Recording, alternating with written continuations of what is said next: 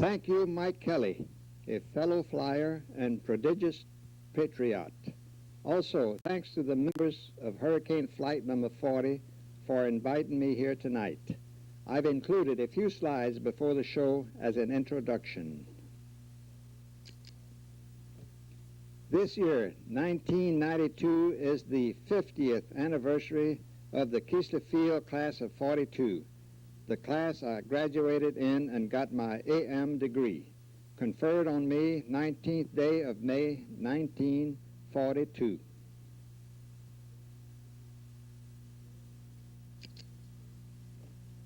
The next 4 slides will show Keesler as it was in 1941 when I was there. We had to rough it in tents under the water tower. Barracks were soon completed, and finally we had a good roof over our heads.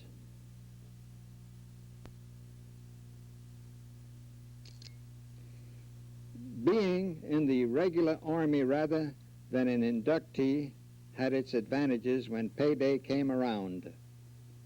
The regulars got paid first.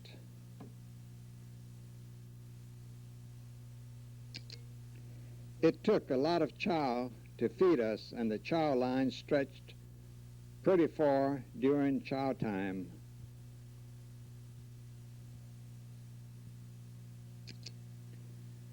Fairly recently, 2 plaques have been installed commemorating our outfit, one at the Air Force Academy in Colorado Springs and the other one at Wright-Patterson, Ohio. Listed are 8 campaigns we participated in.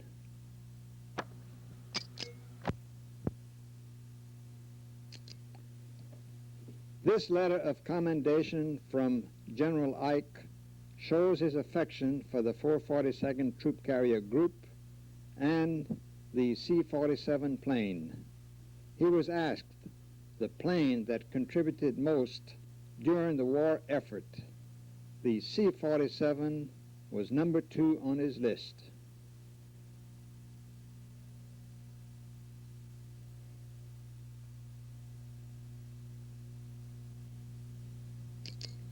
The 9th Troop Carrier Summation from D-Day to VE Day, June 44 to May 45. 97,000 troops dropped in combat. 329 million pounds of freight carried in support of our combat forces. 19 million gallons of gasoline carried in support of our combat forces. 233,000 prisoners evacuated 1 April to 20th May 1945. 840,000 flying hours, 73 million gallons gasoline consumed, losses to combat missions, 345 aircraft, 1,827 aircrew members. The motto of our 442nd Troop Carrier Group translates something like this: if young men knew, if old men could.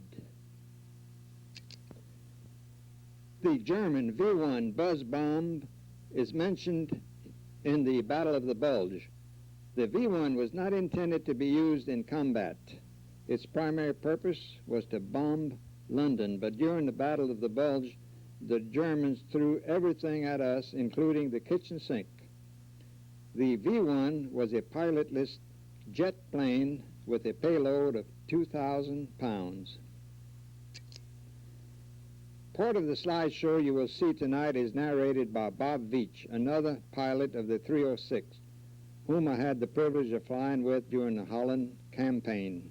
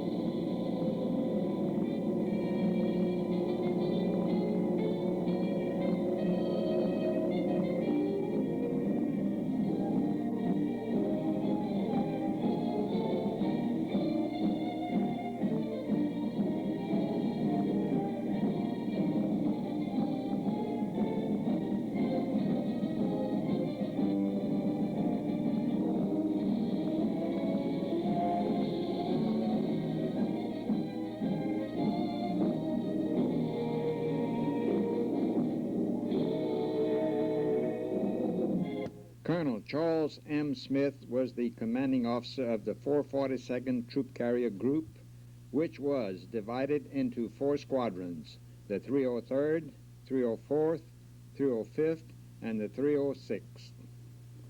Colonel Royal S. Thompson was the commanding officer of the 306 Troop Carrier Squadron. Joseph Schultz, adjutant, and John Welling, executive officer. First Sergeant Arnold L. Flato and Delbert J. Irvin, operations officer. Del Tiedemann, liaison officer, and Frank Altick, squadron surgeon. Sam Sanders, intelligence officer, and Herbert Griffin, supply sergeant. Louis Flynn, communications chief, and Evan Morgan, line chief. Reuben Compton, assistant engineering, and Herbert Bolam, glider engineering. Therold Rathkeb, engineering officer, and John Bosnian, transportation and CO. L. Platt, communication officer, and Donald Fike, technical supply officer. Enoch Farris Jr., personal equipment officer, and D. Schwartz, technical supply and CO. Harry Ward, squadron navigator, and William D. Smith, squadron glider officer. The 442nd Troop Carrier Group was activated at Sedalia Army Airfield, Warrensburg, Missouri, on September 1, 1943, and assigned to the 61st Troop Carrier Wing. During the month of August and the first part of September 1943, key personnel of the group received training at the Army Air Forces School of Applied Tactics at Orlando, Florida. A training program to prepare the group for its subsequent combat role was carried out in the United States during the 6-month period following activation. The stations where training was conducted were Sedalia at Alliance, Nebraska, Pope Field at Fort Bragg, North Carolina, and Bear Field at Fort Wayne, Indiana. Toward the end of January, the 442nd Troop Carrier Group was transferred to the 60th Troop Carrier Wing. On March 8, 1944, air and ground echelons of the group parted company at Bear Field to begin movement to an overseas destination in England. The air echelon traveled by the southern route, South America, Ascension Island, North Africa, and arrived at Fulbeck, England on March 26, 1944. The ground echelon, which traveled from New York to Greenock, Scotland by ship, completed its journey on March 29. One aircraft crashed during the overseas movement, killing 5 personnel at Bathurst, North Africa. Following its arrival in England, an intensive training program was inaugurated to prepare the group for its part in the Normandy invasion. At the end of its first month in the ETO, the group was transferred to the 50th Troop Carrier Wing. The second fatal accident after the group's departure from the United States occurred at Membury, England, on April 25th, when 14 men lost their lives. The month of May brought a stepped-up training program which included 5 practice paradrop missions. During this month, the group was also attached to the 52nd Troop Carrier Wing for forthcoming operations. A pilot, by definition, one who flies or is qualified to fly an airplane.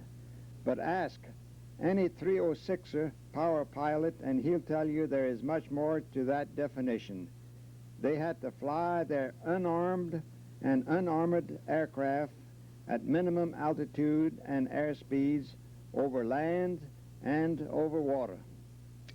Despite formidable opposing ground and air fire, piloted their planes with the utmost professional skill and unswerving devotion to duty for successful accomplishment. A few unusual situations encountered: emergency landing on short runways, ditching in the English Channel, delivering a baby in flight, the barrel maneuver, over and under highline decision, etc.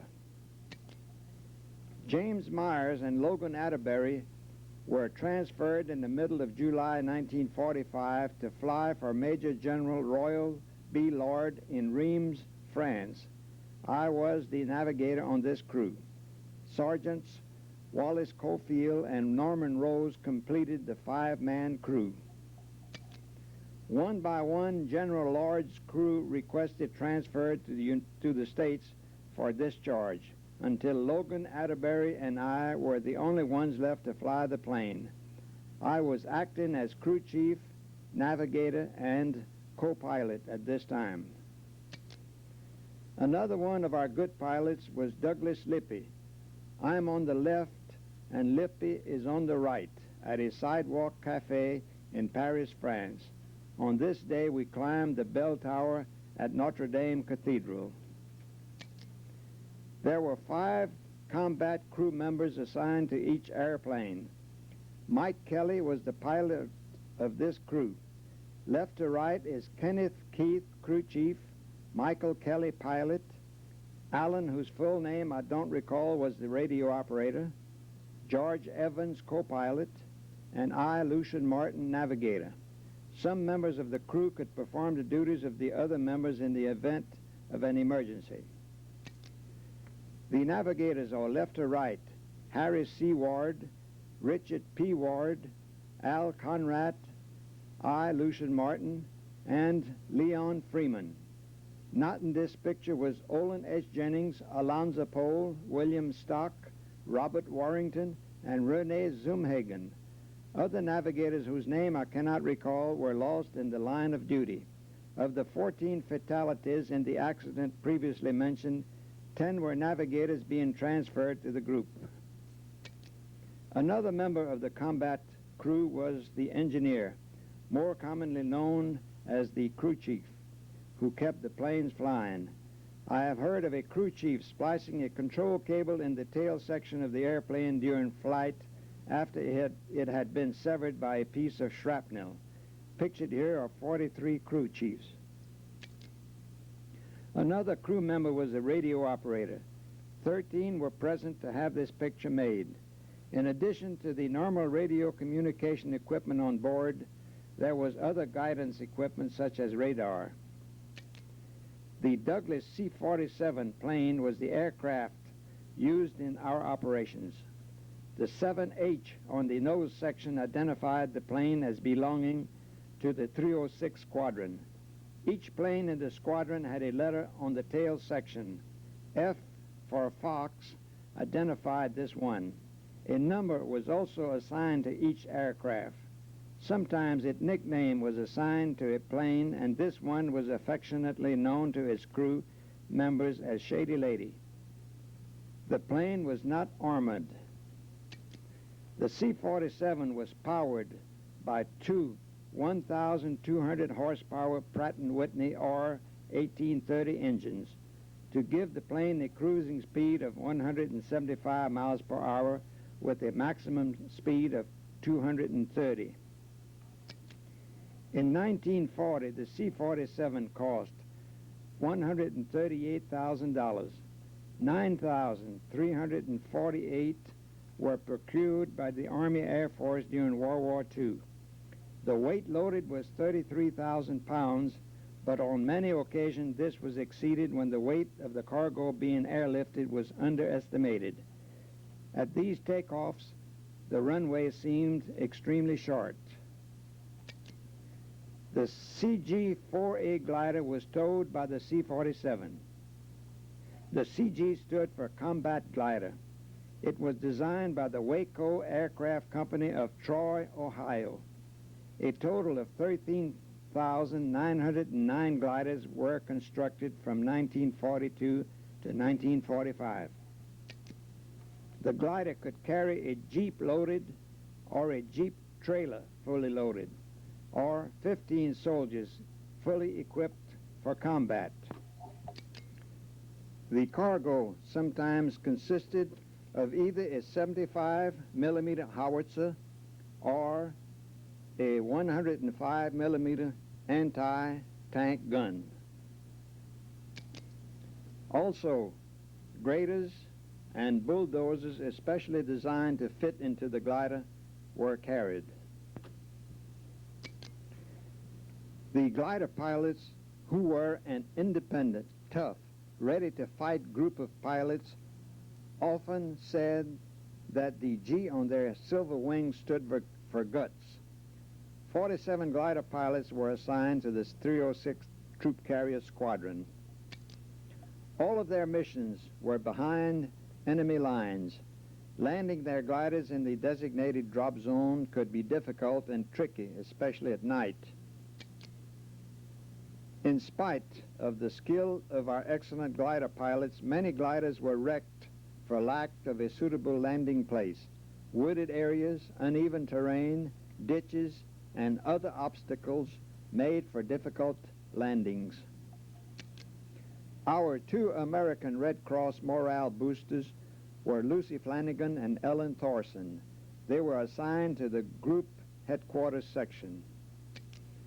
They were best known for providing us with plenty of donuts, especially after a combat mission.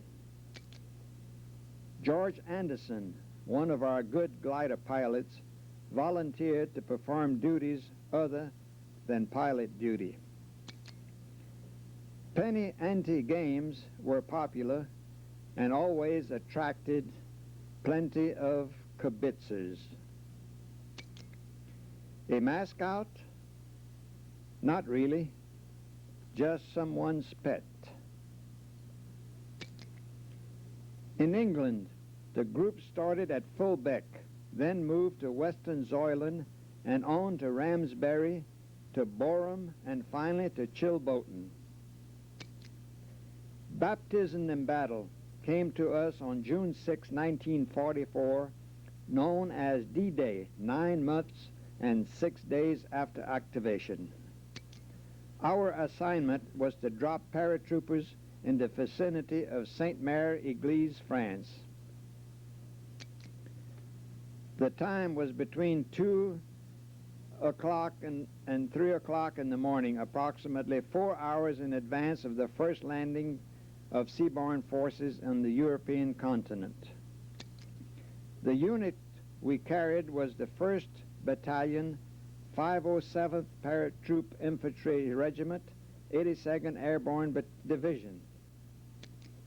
For our part in the invasion, we were awarded the Presidential Unit Citation. In the month of June, following the D-Day landings, we flew 3 combat resupply missions. We also moved our base of operations from Fullbeck, England, to Western Zoyland about the middle of the month. Part of the 442nd Group took part in the invasion of southern France, but the 306 Squadron remained in England. Our assignment during this period was to fly a combat resupply mission to General Patton's Third Army, which was then opening its drive on Paris.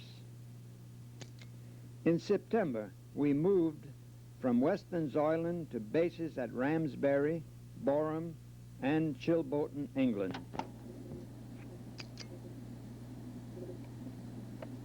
Captain Bob Beach, pilot, 306 Troop Carrier Squadron, with crew of John Naylor, co-pilot, Lucien Martin, navigator, Dennis Carroll, my crew chief, and The 17th of September is a significant day to me because it was the 17th of September in 1944 that the 306 participated in the aerial invasion of Holland, which was probably the biggest mission that we ever got involved in. We took off on the first day and dropped paratroopers near Eindhoven, Holland, and we got the living heck shot out of us because apparently the Germans knew more about the mission than we did. But we got out all right, and we lost 2 airplanes that day, one of which was Tommy Mills, who was shot down, but managed to get his crew out and bellied the airplane in, and by happenstance, a British filming crew happened to get the whole incident on film, which I saw at a later date after the war at Tommy Mills' house. The second day of that mission was a disaster as far as the weather was concerned because the channel was completely socked in with clouds and fog, and only about a third of the airplanes, if I remember, got across. Most of them returned or dropped their gliders in the English Channel. The third day of the mission, the weather cleared up, and we managed to get to our drop zone again, towing gliders, which was north of Eindhoven, Holland. We lost one glider that was shot out of the sky, and on our return, we managed to get to the drop zone, and as we were returning towards England and nearing the Channel coast, I noticed a C-47 about a mile ahead of me that all of a sudden black smoke started pouring out of it, and one of the gears fell. Well, I knew that there was serious trouble, so I hit the throttle and caught up with the plane to find out that it was Bill McCormick and his crew, and he'd been hit and shot out his hydraulic system, apparently. So he started letting down for a ditching in the channel, and I followed him down to make sure that there was going to be some help to rescue them. And I called on Mayday, and I could see in the distance some patrol boats that were heading our direction. So I circled around until McCormick's plane hit the water, and there was a tremendous splash of water. For a split second, I couldn't even see the airplane. But finally, the airplane settled down, and we circled around. My co-pilot today was John Naylor. My navigator, Lucien Martin, and we counted the number of fellows that bailed out of the back of the airplane. I saw a life raft open up, and we were satisfied that everybody got out of it, and my recollection was that from the time that they hit the water until they were picked up by the patrol boat was an even 7 minutes. So they didn't have to wait too long. So we returned to base. Okay, I should relate a little bit on the kind of enemy fire that we experienced on these missions, and this one in particular. On the 19th of September, the third day of the Holland mission, everything seemed to be going well until we got over Holland near the town of Tilburg. And in that area, there was obviously a lot of German anti-aircraft emplacements, and we would look out and you'd think that somebody was shooting off 4th of July sparklers, because that's what this explosive 20-millimeter shells looked like as they were coming up to you. And there was a lot of action going on in there, and one of our good glider pilots, McCann, was flying the glider directly ahead of me. He was being towed by Buck Maynard, another flight leader. And the first thing we noticed at the glider directly ahead of us, the wings folded immediately directly up, just like a seagull would fold his wings above his head. And the glider then completely disintegrated, and we saw the parts, and the 4 fellows going straight down the ground. Of course, they were all killed. At that moment, another incident that I well remember, as soon as that fire came up towards us, there was a flight of British Spitfires that came across our path and sprayed that area very heavily. Also on that mission to protect us from ground fire, we had a squadron of B-24s that flew below us, circling back and forth. They were heavily armed with 50-millimeter waist guns and also spraying the ground. And as we found out later that those B-24s took an awful lot of ground fire, and many of them didn't make it back to their base. That was the heaviest fire we saw on that day. The 4th day of the mission, which was on a Sunday, September 20th, was a beautiful sunny day, and we experienced just a milk run by going back to the same drop zone with parapacks dropping resupplies into the drop zone. This recording of Bob Veach was done by Tord Ringdahl, a great documentation of the Holland invasion known as Operation Market. Thank you, Bob and Tord.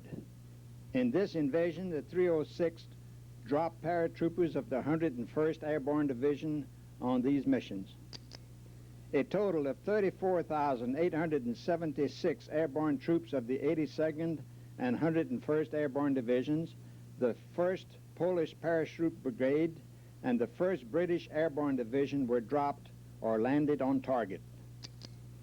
10,454,000 pounds of equipment and supplies, as well as 1,927 vehicles, 568 artillery weapons, and 9,405 gallons of gasoline were dropped and landed on the target. A grand total of 738 crew members and 153 aircraft was lost during the 3-day operation. In October 1944, we moved to an airstrip close to Bonnetable, France, 20 miles northeast of Le Mans. Some of us visited the famous automobile racetrack located in Le Mans. Our closest neighbors were the Favry family, who were farmers in the area. The principal crop was wheat, and everyone had an apple orchard for making apple cider. The well water was not potable, so the farmers drank cider and wine. The cream from the milk was used to make butter, and the skim milk fed to the hogs. We were invited to a party at the Waldorf, but declined in favor of an invitation to a castle located near the airstrip. Fishing in the moat around the castle was not very good. Some small fishes and eels were biting when I went fishing there. It was just 2 months before I moved to Bonnetable, France, that the town was liberated. Only one American soldier was killed in that battle. His name was Onias Martin of Madawaska, Maine, a distant cousin of mine. Our common ancestor left France in 1636. After 312 years, the French language was still spoken by both of us. We were still faithful to the church. Our Martin ancestral home is Bourgueil, France, located just 60 miles south of Bonnetable. An impressive monument now stands where Orneas Martin died, located on a farm road near Bonnetable. Someone may have used too much gasoline to start the fire in his tent stove, or perhaps it was some practical joker that dropped an ammunition shell down his neighbor's stovepipe. This is a typical tent in our stay near Bonnetable, France. This is me and Robert Warrington, another navigator in our squadron. The design on the doorway was an aid in locating your tent. We chopped our own wood, which was the easy part. Keeping the neighbors from robbing the wood from your wood pile was the toughest job. Anything to make life more comfortable around the camp. During the winter months of 1944 and 1945, our principal task was to evacuate the wounded and haul supplies to forward areas. The Germans had started construction of the airstrip, which was never completed. Bundles of branches were buried in deep ditches around the landing strip to provide drainage. The runway was covered with meshed metal strips. At every takeoff, the metal strips would become detached and had to be rolled back in place for the next takeoff. We stayed in Bonitable less than 2 months. Reason? Props and metal landing strips are not very compatible. In November 1944, we moved to Saint-André-de-l'Eure, France, 50 miles west of Paris.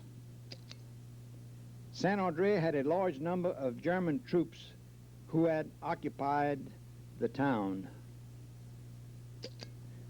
All the buildings of any importance had been requisitioned by the Germans. Theaters, chateaus, hotels, restaurants, churches, etc. When the town was liberated, the residents of Saint-André were very grateful to their liberators. So, when the 442nd Troop Carrier Group moved to Saint-André,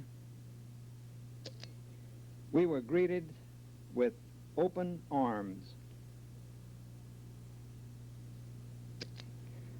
The 306 Troop Carrier Squadron was assigned the chateau, where some of the officers